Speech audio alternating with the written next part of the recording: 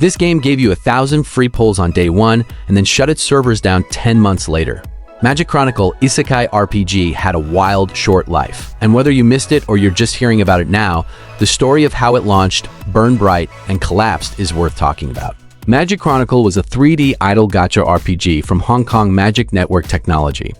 It launched globally in January 2024, pulled in a decent crowd with some seriously generous onboarding, and then quietly turned off the lights on October 29, 2024. Gone in under a year. If you've been around the idle RPG space long enough, you already know that's not exactly rare, but the way this one played out is interesting. And hey, we dig through the mobile RPG graveyard so you don't have to waste your time downloading the bad ones. If that sounds useful to you, a like and a subscribe costs nothing, and it genuinely helps us keep doing this. So what even was Magic Chronicle?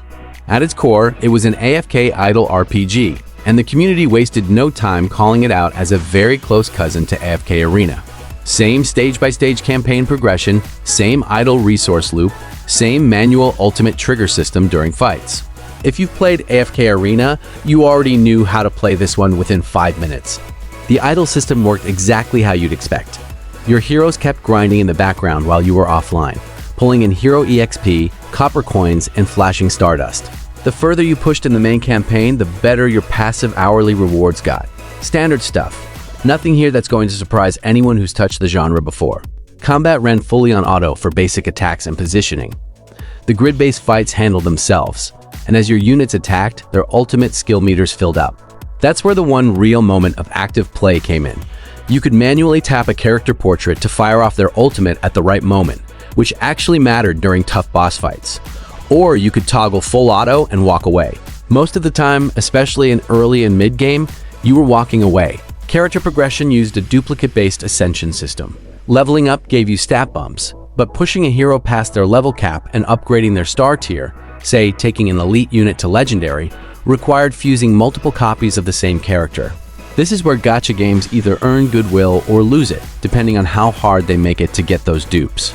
Here's where Magic Chronicle actually did something worth noting. Most games in this space lock VIP progression behind real money. Magic Chronicle let completely free-to-play players climb the VIP tier ladder by clearing milestones in the game's elemental race towers. That's not common. For a gacha game to genuinely give F2P players access to VIP rewards through actual gameplay effort, that stood out, and players noticed. The roster leaned into reimagined historical and mythological figures given an anime treatment. Julius Caesar, Marco Polo, Florence Nightingale, all redesigned with stylized skins and surprisingly comedic slice-of-life voice lines. Marco Polo had poolside dialogue. Caesar was handed out as a pre-registration reward. It had a lighthearted, fairy tale adjacent visual tone that the community generally liked. Before the servers closed, the meta was pretty well defined. Seraphim Gabriel was your go-to support and utility pick. God of Ninja Fuma was your high burst damage dealer. Infernal Demon Lord Satan and Soul Scythe Gila handled Dark Faction carry duties, the usual endgame pecking order that gacha players spend weeks optimizing around. Now, the honest part. The game launched with genuinely wild generosity. 1,000 free consecutive pulls on day 1.